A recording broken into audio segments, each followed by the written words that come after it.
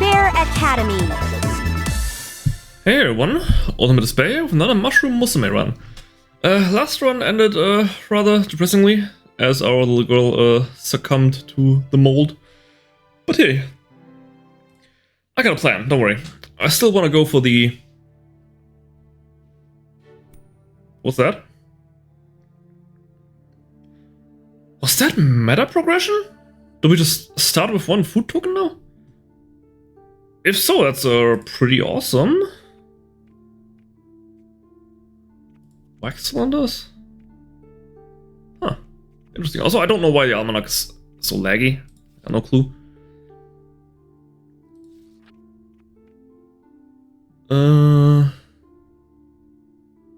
That's fine. Also, because of the last run where we had like over 360 potency, our average potency now is insanely high. And yeah, these are our daughters. We had Despair Jr., we had Mina. Oh, okay. So how about we just give our daughter a good life? Care for her, tend for her, but then she just becomes a criminal. Sound good? Sound great. It's Humble Recluse, we've seen all that. Just skip until we... Actually, I'm gonna try and skip Unseen Text.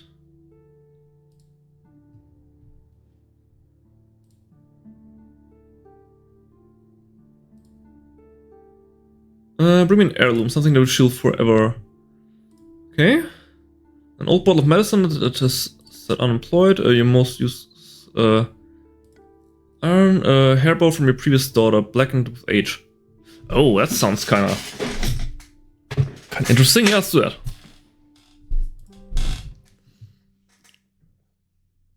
Then we skip. Actually, just skipped all of that, so maybe not. Prepare the witch with a comforting meal. Restock a selection of unsettling components, or organize a surprisingly understated collection of keepsakes. Let's go for the slimy mushroom this time. As Recluse began to take stock of the witch's belongings, they simply grew more and more accustomed at the sort of items she kept in her possession. They dutifully gathered all manner of doll's eyes, newt's tails, and even the hair from their own body. Hopefully the last wouldn't cause much trouble in the future, knowing the way witches are. Arriving back to their meeting point, the Recluse was excited to report their progress to the witch. Ah, very good, how kind of you. After quickly wiping themselves down, the Recluse returned to their hut for the remainder of the night. Third day. With 2 assignments complete, the Recluse could feel their excitement grow. If the witch was being honest, yes, the last day without a child. Ben remembered to get dressed, Recluse dashed to the meeting spot. Again, the witch has been waiting here for them. Welcome back, Recluse. Are you prepared? Today is your big day, is it not? Last task is an easy one, or at least I believe so. Bring me something colorful. And I definitely want to go to River again. Because I want the obsidian, if it is available. Yes, obsidian. Small black orb was the object of the Recluse's interest. Obsidian could be sharper than any steel and hold within the terrible beauty of the night. Yes, I've played Minecraft. And the ferocious anger of flame. So many possibilities, such capacity for their daughter, it was perfect.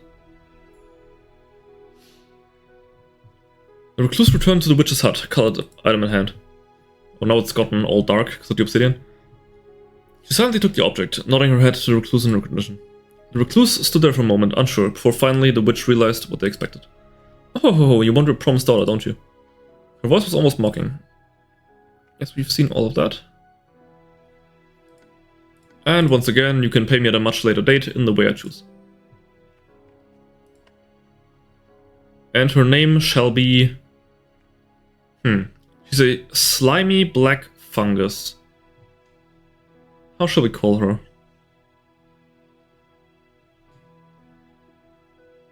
Slimy and black? You know what, let's just call her after my cat. Call Luna. Okay, recently you've begun to think about your daughter's living quarters. Okay, there she is, it's Luna, it's a black mushroom. It is potted. The pot of sauce is commonly with a small mushroom contained within. Lost sibling, you carry a reminder of a sister you have never met. And indebted, okay. Need to think about your daughter's living quarters, specifically her pot. You have a few ideas how to improve it, but you only have so much time. Which do you decide to move forward with? Decorate the pot, infuse the soil with a drop of your own blood, ensure that the soil remains ever damp, use your cooking scraps as compost, or buy some fancy substrate from town.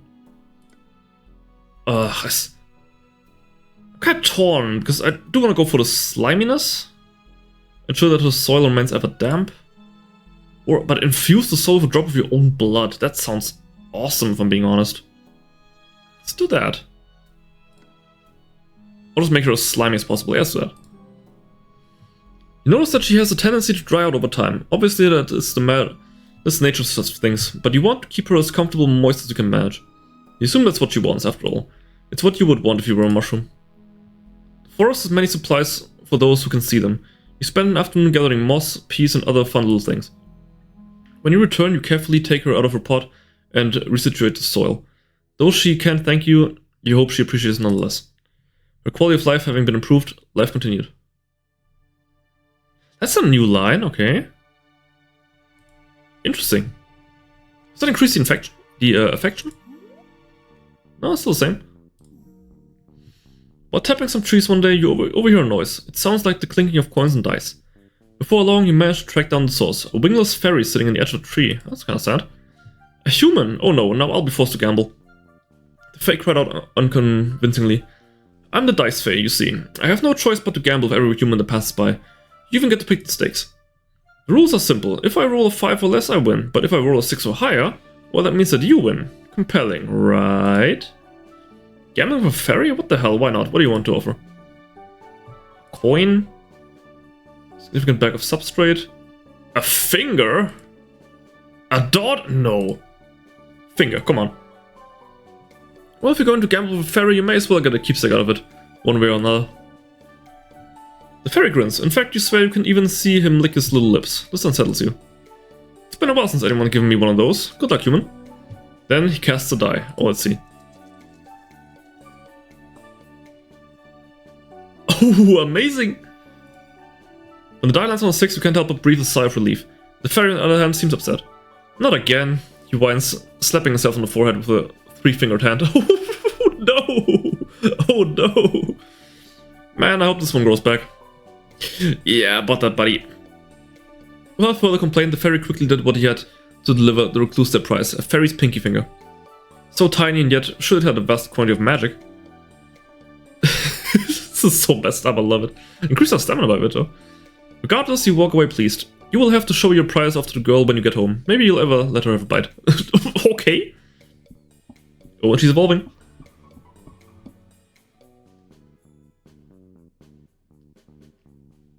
Oh, she looks, unhealthy.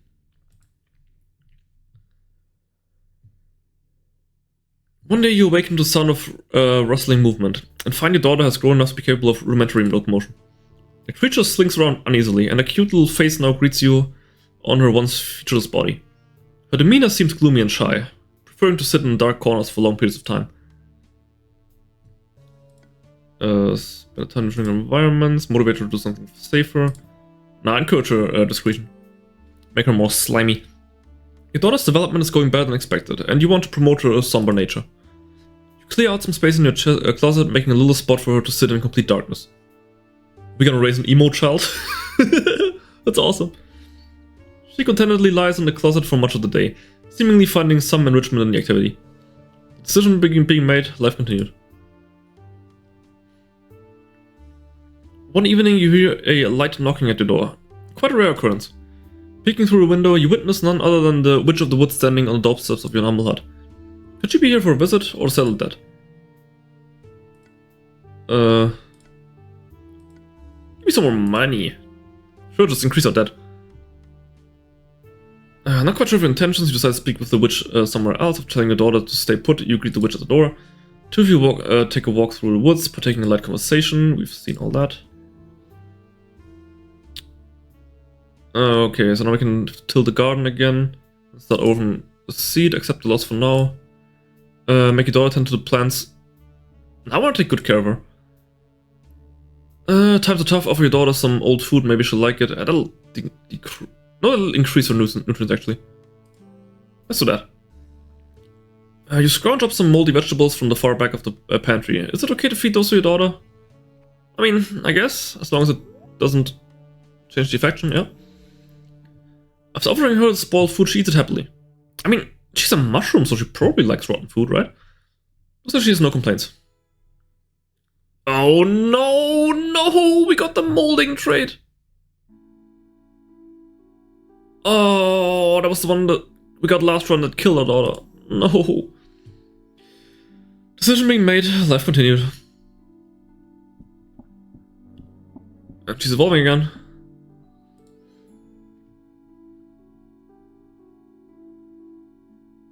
I don't even know what I'm looking at here. One morning you notice that your daughter is nowhere to be seen. Eventually you discover her hiding in a narrow crevice under a large stump. To your surprise, the creature had now taken the form of a young girl. You feel relieved to confirm that the witch hadn't betrayed you. At your approach, she retreats shyly into the hole. She doesn't seem scared, but doesn't want to leave. I'm gonna wait for her, make her slimy. Your daughter seems intent on hiding, so you decide not to disturb her. Taking a seat near the stump, you appreciate the beauty of the forest and spend time thinking lovingly of your daughter. After several long hours, just as you were starting to reconsider waiting, she creeps out of the hole. Whatever she was doing in there, it seems she's content for now. Decision being made, life continued. You awaken only to discover that your daughter is covered in tiny parasitic creatures. For the sake of her health, you should probably find a way to get rid of the little pests. Embrace the change? No, I don't really want to do that. I want to have her live a good life. Let's buy some herbal parasites, or pesticides. Dreading the potential spread of disease, you decide to seek some strong elixirs from the local apothecary. When you apply the potion, it seems to be instantly absorbed into the skin. It lends her a healthy shimmer and exterminates the bugs. Nice. Decision being made, life continued. Your daughter needs food too, and you've just run out. You need to find something to feed her soon or she'll starve. Spend the day gathering nutrients. Yeah. You spend the day foraging and digging in the woods, and return with a heap of mushroom food for your hungry daughter. It's a little hard to be sure, but it seems like she's thankful for your efforts. Decision being made, life continued. What's supposed to happen? As the days pass, you buy and your daughter continues to grow, a certain unpleasant malady of hers continues to grow as well. Despite your best efforts, patches of mold have been appearing more and more, growing shapeless blotches over an ever-increasing proportion of her body. Yeah, I shouldn't have given her that rotten food. Your desperation to help her intensifies each day, and you spend night after night racked with concern. One morning you awaken to an unpleasantly overbearing aura of decay and find that the worst of your fears have come to pass. The voracious mold has bloomed en masse, blanketing every inch of her in a noisome fungal fuzz. Her form obscured by the mass of mold, a slight struggled stirring reveals that she can still move. Clutching her, despite the noxious miasma, you pull your daughter close and attempt to somehow keep her together, even as though clumps of black-colored mold fall to the ground with gentle thuds. Oh, and she's withering again! And doomed? What am I doing? A new beginning. Didn't realize it would be weird at first. Even now you would feel pretty normal if it weren't for the recluse deep concern. This mold you feel is part of you. As it blooms, you feel yourself blooming to becoming more. Blooming, decaying, dying, and living again. Yeah, we've seen that. The shocked person softens to something like acceptance, and they grab your shoulders firmly as if confirming you still have a solid form. Just like that, your normal life continued. The recluse as ever adapted to your changes swiftly, and the memory became just another of your strange daily adventures. Eventually, you felt the need to tell your parent that you were ready to go out and find adventures of your own. As they grew older, you worried about leaving them on their own. Thankfully, your concerns were unwarranted. They were happy that you had grown enough to want to move out. They even offered to help you build your own home, close to theirs. You were welcome to visit anytime, obviously. Faster than you would have anticipated, the two of you built your home together. They showed you all the tricks they knew and made sure to impart as much knowledge as they possibly could. Finally, the day arrived, you were officially on your own. You were scared, a little, but also excited. It felt like a new chapter was just beginning for you. I mean, at least we got a loving parent. And we got black mold, okay. You know, I'm kinda tempted to just restart because we've seen mold last time, and I don't want mold. hey, maybe we can never survive now. Despite some initial uncertainty, you find that your new home may even be nicer than a recluse shack. Your first days living outside of your parents' home are occasionally daunting, but also filled with possibility. What would you like to do? Let's go on expeditions, I'd say. While on an expedition in a nearby swamp, you lose track of time. The sun is already set and the sky and the trees surrounding you seem more menacing now. As you contemplate the situation, you try to figure out the best thing to do. Keep cool and calmly evaluate the situation, look for help, sleep in an abandoned building, follow a random road, wander through the woods. I think we gotta increase our robustness, just to stay alive. But it's a failure. You figure that you've lived in this area your whole life. You know you can wander at night without an incident, and if anything were to give you trouble, you're strong enough to defend yourself. You hear a distant howl and move yourself quickly. After a while of trying to figure out your way back, you finally spot a familiar path. Guarded by another wanderer of the night, the wolf you heard earlier.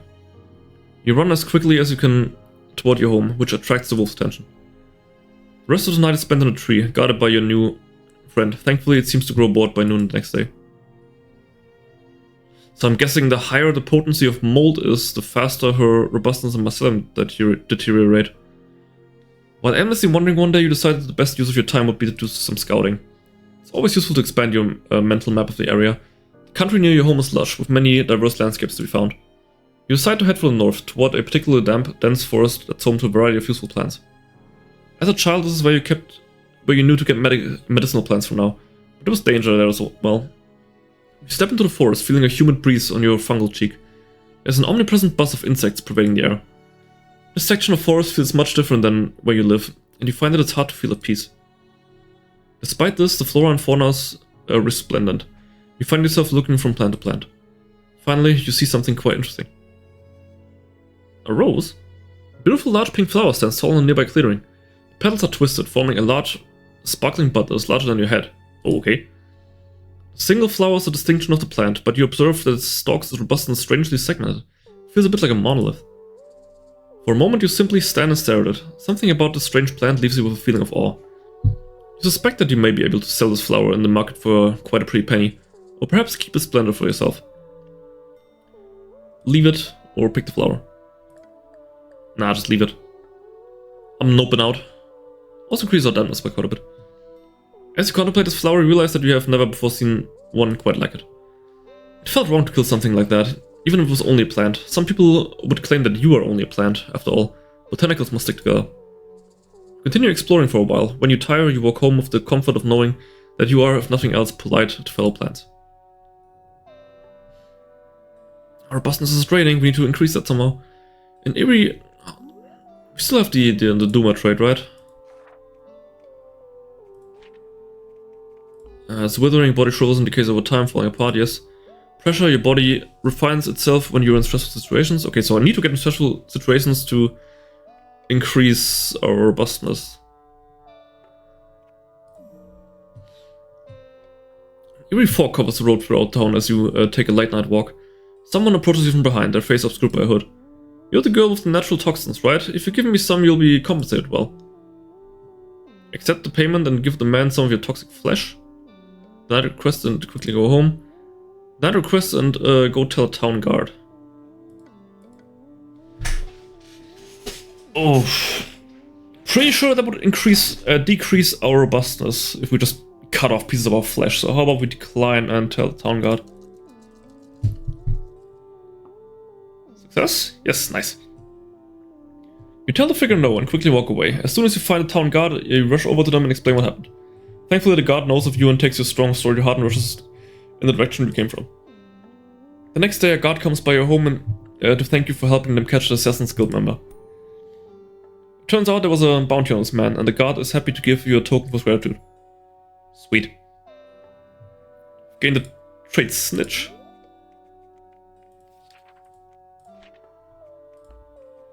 You will report things to the police and people are aware of this, okay? Walking around the village one day, you overhear a gaggle of fun-sized humans giggling time away. You gradually sneak up on them and get close.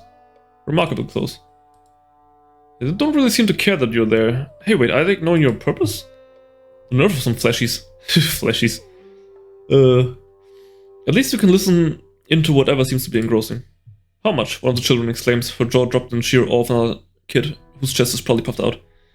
With a grin, the child reiterates, enough to buy 3 bags of candy. No fair, another child cries out. When I lost mine, all she brought me was enough for a hoop and a stick. The other kids looked at the child with pity. Hoop and stick was so last season.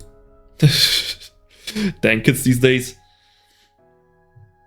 Also, I don't know why, but this photograph, it looks oddly familiar. Well, anyway, the boastful kid continued. I have another one loose, so I can expect even more candy here soon. That's not fair, I want to lose a tooth. You're younger than me, what gives? Ah, it's the tooth theory, okay. It's probably because of all the candy, one of the kids said, getting met with only a shrug from the proud child as he snacked on the streets. Whatever, I'm gonna go home and pull my tooth out myself. And when you see me next, I'll have 4 bags of candy. The ghost somewhat determined to come into some coin for her home. Which is odd when you think about it. Do these kids get money for their teeth? Do they sell their other parts? You wonder briefly about the value of a kidney when you hear one of the gremlins shout, be sure to put it under your pillow. Yeah. Aha, you realize, there's a caveat. One must need a tooth and then store it under their pillow and then... money? Yep, that's how it works. Last you checked, what you consider your teeth grow back after some time. This could prove to be a lucrative venture. You're gonna steal people's teeth? At length you arrive home, and find yourself less certain about this than you were in the village. It's not like the fun-sized humans are known for their honesty. You pause a moment and think. One tooth won't kill you, go for it. Nah. Come on. Coming to your senses, realize self-mutilation with the goal of financial betterment is asinine to say the least. Plus you quite like your mouth space and aren't too keen on disrupting the mojo within. Maybe you'll just have to take one of those munchkin's teeth someday for science. Yep. Our robustness is dwindling. You feel a crisp breeze, the heat is relenting, trees are changing color. Fall has arrived. The change in weather has invigorated you. What would you like to do today? Can I go to a doctor in town? What's free wonder? Let's try that. Is that just random? A thin coat of mist cools your face as you trace along the edge of the river near your home. You walk in the direction of a nearby mountain range. Before you have traveled very far, you realize you are at the foot of the mountain. Hiking feels more effort than you are willing to put in, but you find yourself drawn to wandering around the base. The mountain ascends quickly in this area, with mossy stone rising as high as you can see. The forest is always as full of life. A bird sings its lonely song from the top of the fir tree. A trail of ants stands at your feet, and a badger makes brief eye contact with you as it passes through some hanging moss into the side of the mountain. When you approach to investigate, you realize that there's actually a door frame leading into the stone. Pushing through the long strands of moss that obscure the entrance, you realize that there is a large, mined-out space within. Looking around the space, you notice several points of interest. Alongside stones and the other typical debris you'd expect of a cave are decrepit furniture items. Rotted wood benches, stone tables, and many other pieces that are no longer identifiable can be spotted. Stepping into the room further, you notice a golden podium in front of a slightly raised round of stone. Curious.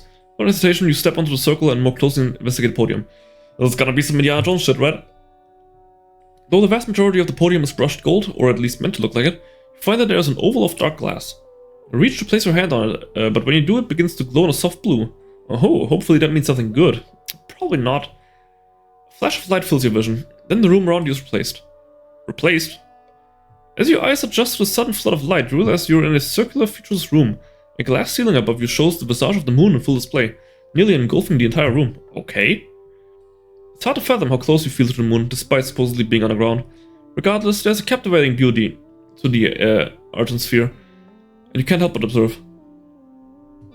Just punch the moon? No. Stare longingly at the beauty.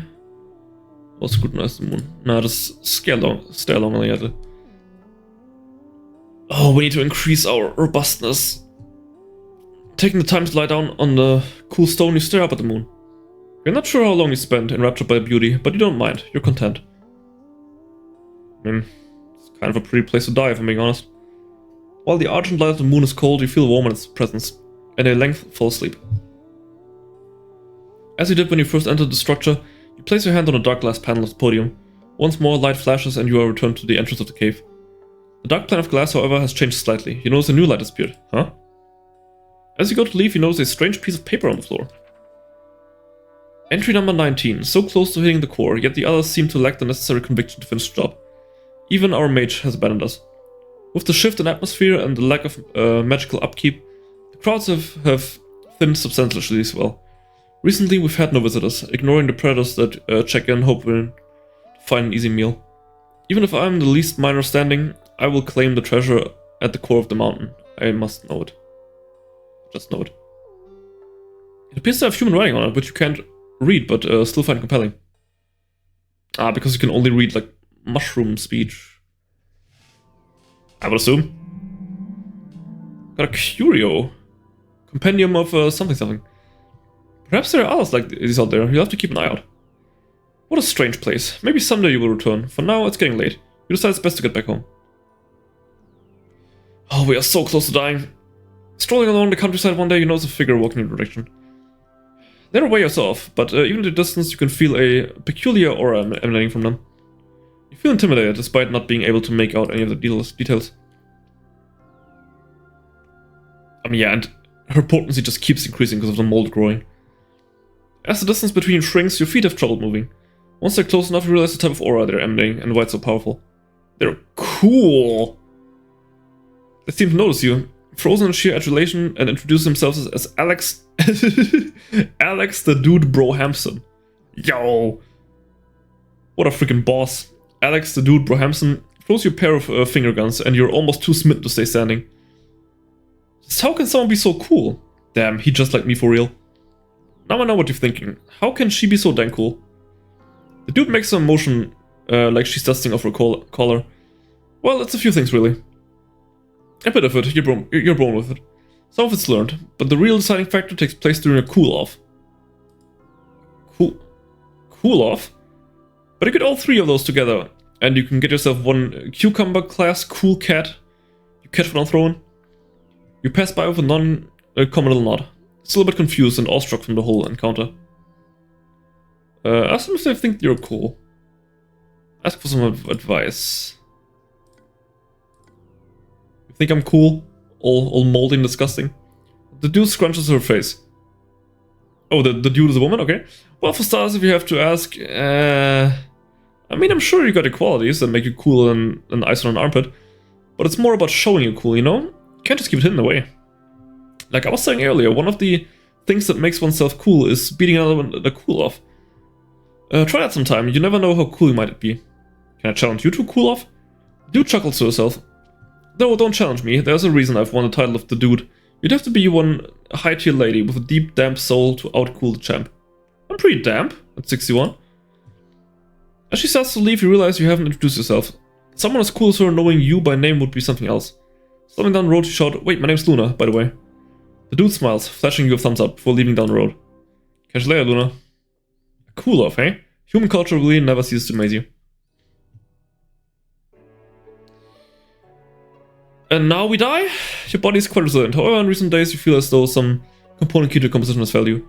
As you carry on, you realize your steps have grown slow and cumbersome. Every move forward feels like a trudging through slush.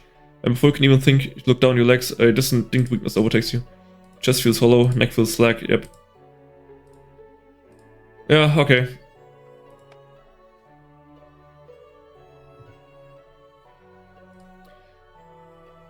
Oh, that was one worthless life. Oh well, it was still fun. Yes, already grown the mold, even though I didn't want to have mold. But still, that's it.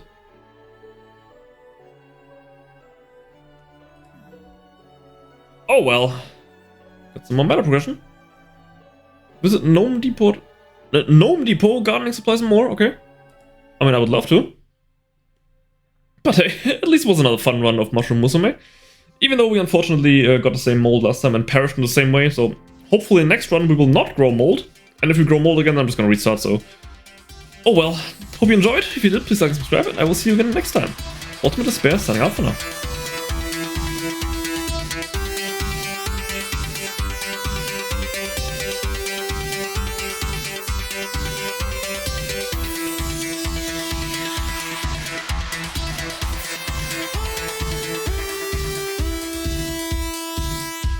Ultimate Despair Live.